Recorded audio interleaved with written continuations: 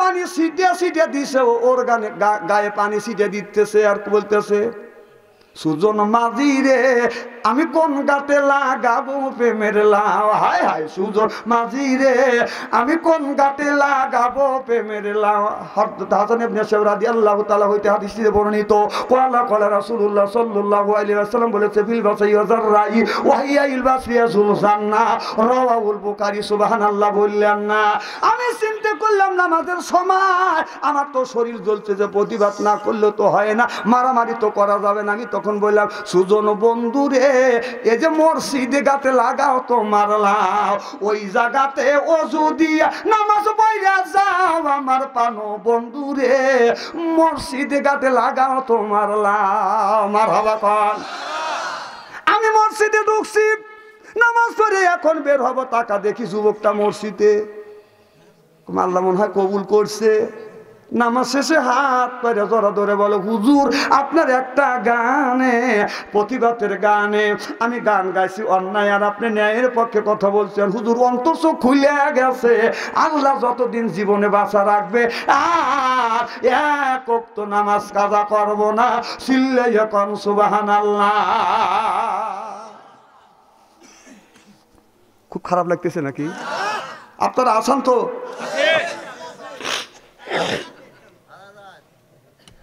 আম দিয়েন না, ওগুলো আমি বুঝি। আমার মুসলমান ভাইরা, আমি কিন্তু আপনাদের বেশিক্ষণ ডিস্টার্ব করব না। মনে করবেন আপনার হুজুর উঠছে এরপরে সারা রাত ওয়াজ করবেন, না না, সারা রাত ওয়াজ করব না। আপনার বিদায় হজের বাসনে নবীর কথা শুনেছেন, আমার নবী 27 মিনিট পর্যন্ত আপনার সাহাবীদের কাছে বাদান বক্তৃতা দিয়েছিলেন। আর যারা কলেজ ভার্সিটিতে যারা পড়াশোনা করছেন, আপনার শিক্ষকেরা 40 থেকে 45 মিনিট পর্যন্ত আপনার কথা বলে, কারণ আপনার 45 মিনিট পর্যন্ত মগজের মধ্যে ধরে রাখতে পারে, তাছাড়া বাদান ধরে রাখা বাদান সম্ভব না। আপনারা যতটুকু মগজের মধ্যে ধরে রাখবেন, কারণ এই মগজের মধ্যে আল্লাহ দিয়েছে আল্লামাহুল বায়ান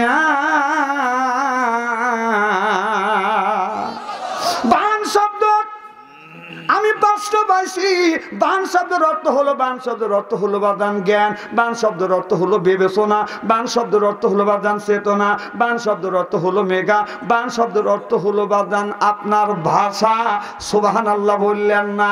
এই বায়ানের মধ্যে যতটুকু পর্যন্ত আপনার ধরে রাখা সম্ভাবনা হবে এতটুকুন বলবো।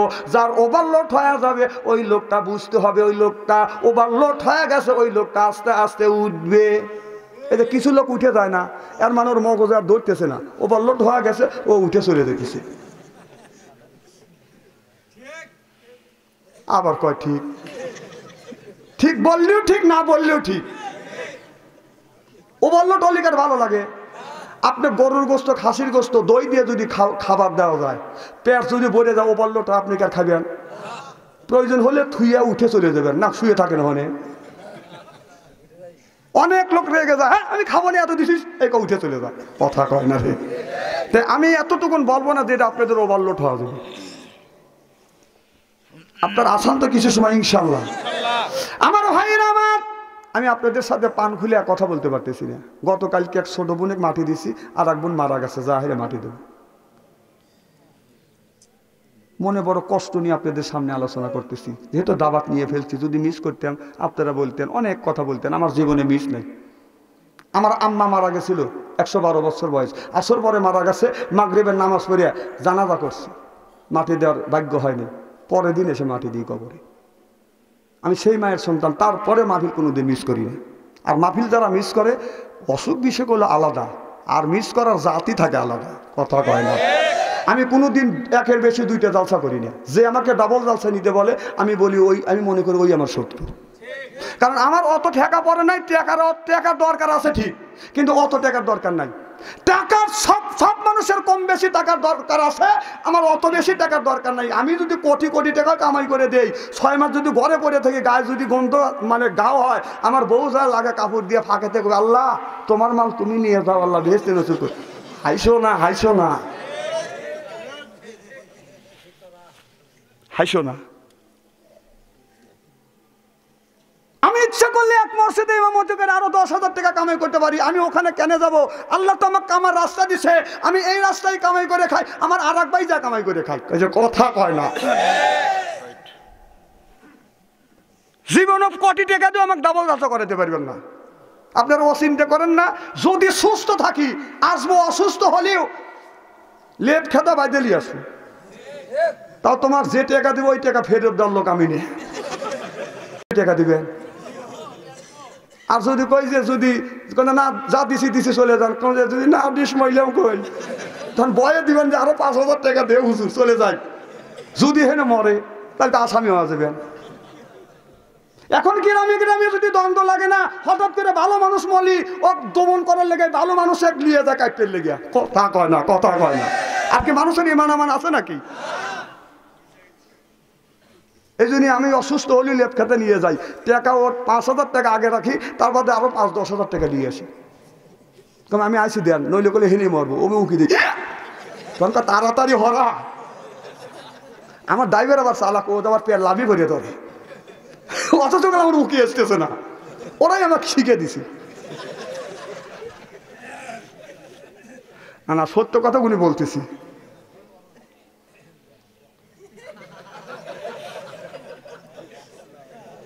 না এইরকম বেজাল হয়েছে না দেশে।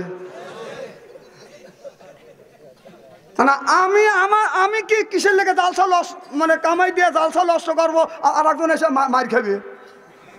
ওটা করবো কে? কোনো চামচাক দিয়ে আমি জালসা লেই না, বায়া করে আমি জালসা লেই দিই। অত চামচার দরকার নেই। যারা চামচালে যে চামচা হয় হেও সিটার, আর যে দাবাতলে ও শালাও সিটার। কথা কয় না, আমি চিনি না। খারাপ কথা কবে কইলাম? আমার ও আর শোনার মতো আপনাদের ধৈর্য আছে তো ইনশাল্লাহ? কারণ আমি কল গরম তেল দিয়ে শরীরে মালিশ করি। তাই বলে ফেসবুকের মধ্যে সব কথা জানি দিও না, একটু শার্টকাট করিও। কি খারাপ লাগতেছে নাকি?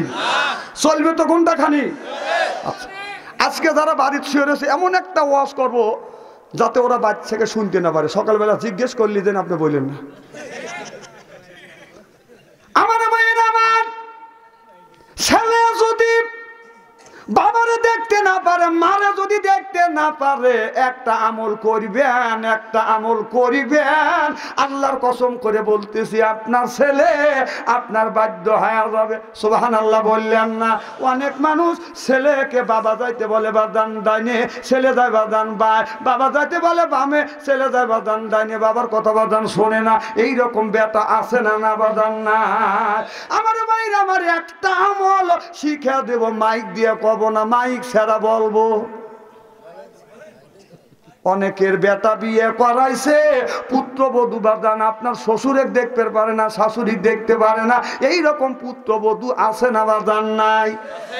একটা দোয়া আছে, আপনার ওই দোয়াটা পড়িয়া পুত্রবধূর মুখের দিকে 1 থেকে 1.5 মিনিট আপনি ছায়া থাকবেন, প্রত্যেক দিন পড়িবেন।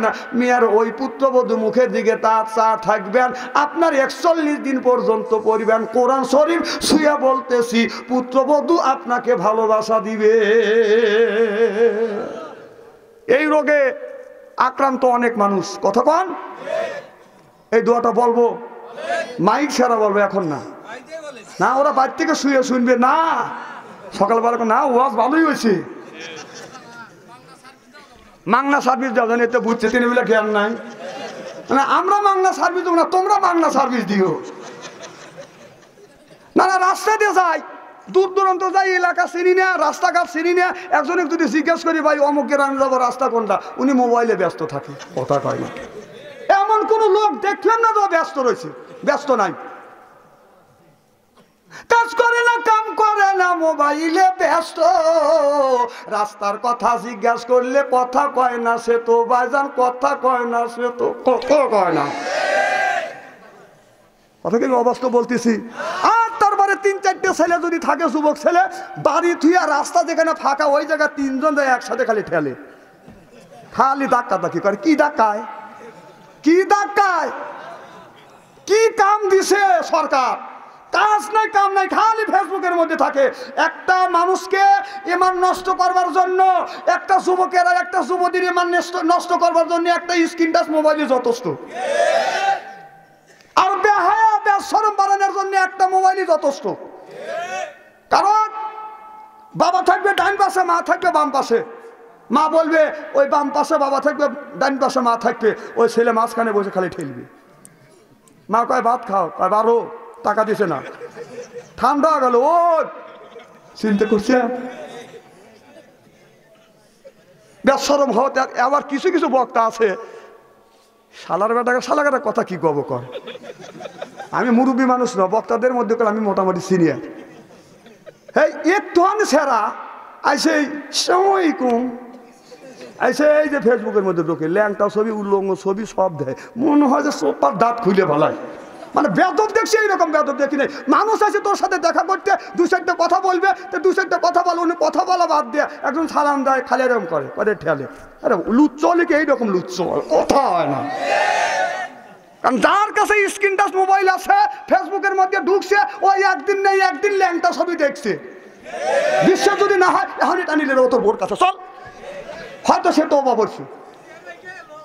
আর আমি এই যে বাথো মোবাইল নিয়ে সারা বাংলাদেশ ঘুরি, আমার বুকে বল আছে, কোরআন শরীফ বুকিলে বলতে পারি যে ফেসবুক ঘাটিও না, ল্যাংটা ছবি দেখেও নেই, দেখবো না। আর তুই যে ফেসবুক ঘাটিস তাজমহল রাখছিস, তুই বুকে কোরআন শরীফ নিয়ে বলতে পারি না ল্যাংটা ছবি একদিন দেখি রেখে কথা কর, হয়তো তুই তো অবাক করছিস। আমার কাছে দাঁত খুলে ভালো দেবো। কত বক্তা দিলাম আমি আসলি, ওই টাচ মোবাইল ফাঁকে রাখে, জানে যে ওটা দেখতে পারে না। খারাপ দেখছি এইরকম দেখি নেই, একটা দিয়ে বদমাইশি করে আর একটা দিয়ে কথা কয় না, কথা কয় না। ও চলে না, আমার চলে।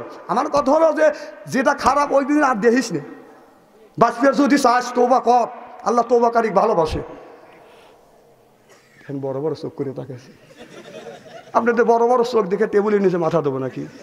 আপনাদের সাথে আমার সমাজমিলে লাগে না। আমি কোরআন হাদিসের চোখ লাগা দেখতেছি, আমরা জাহান্নামের দ্বার প্রান্তরে দাঁড়া আছি, খালি ধাক্কা দিবে ও শুয়ে পড়বো।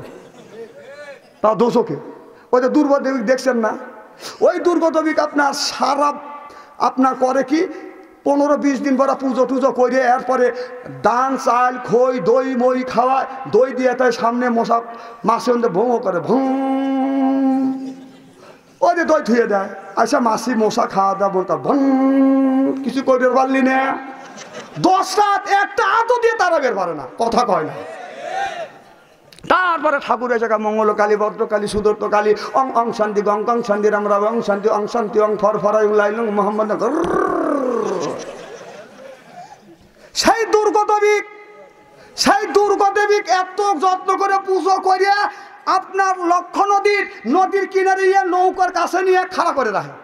দুর্গদেবী ধাক্কা দেয়, শুয়ে পড়ে, একটুকু বল নাই কথা, ধাক্কা দিয়ে অবশ্যই শুয়ে পড়ে। তারপরে লাঠি দিয়ে গুতো হয়।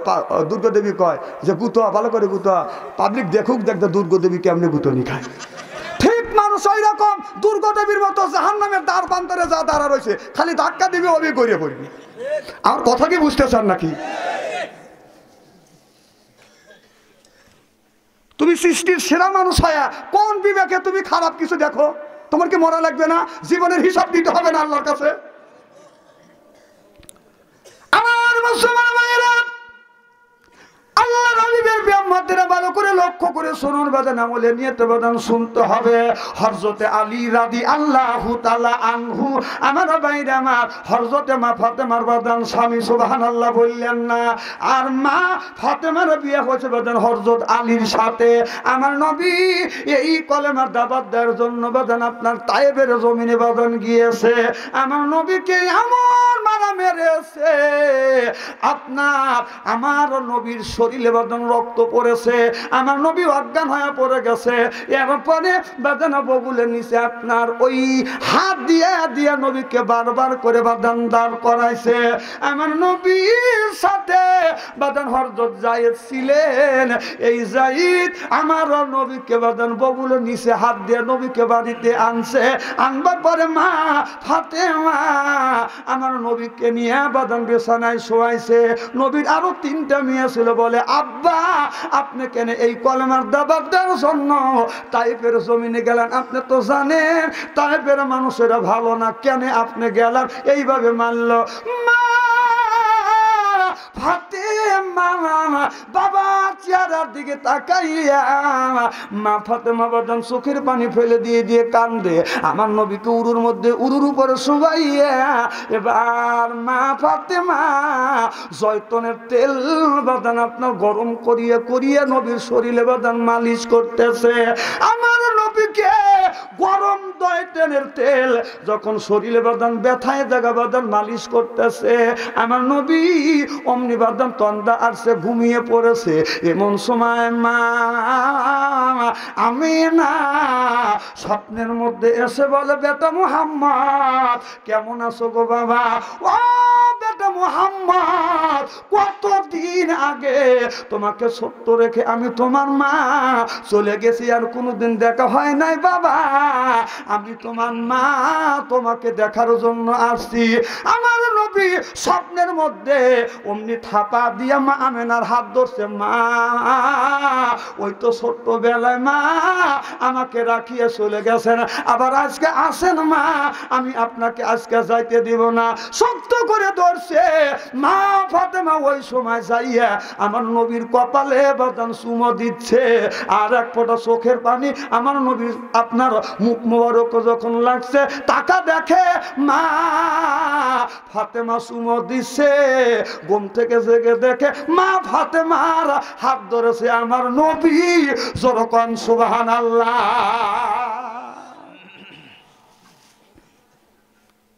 মা ফাতেমা দেখে দেখে বলে, আব্বা আপনি মনে হয় স্বপ্নে দেখতেছিলেন। নবী চোখের পানি ফেলে দিয়ে কান্দে। মা ফাতেমা হ্যাঁ আমি স্বপ্নে দেখতেছিলাম গো মা, আমি ছোট্টবেলায় গো মা, ও মা আমি ছোট্টবেলা আমার মা হারাইছি, গর্ভের থেকে আমি বাবা হারাইছি। আমার মা আমি না সেই তো চলে গেছে, আর তুমি জয়তনের তেল যখন আমার শরীরে মালিশ করতেছো মা, আমি গমের মধ্যে স্বপ্নে দেখলাম আমার মা আমি না আসছে, এসে বলতেছে বাবা আমি তোমার সাথে দেখা করতে আসছি। অমনি মার হাত ধরে ধরছি, মা আমি আজকে আপনাকে যাইতে দিব না। আমি ঘুম থেকে জেগে দেখি মা আমি তোমার হাত ধরেছি। মা ফাতেমা আজকের থেকে তুমি আমার বিটি নে,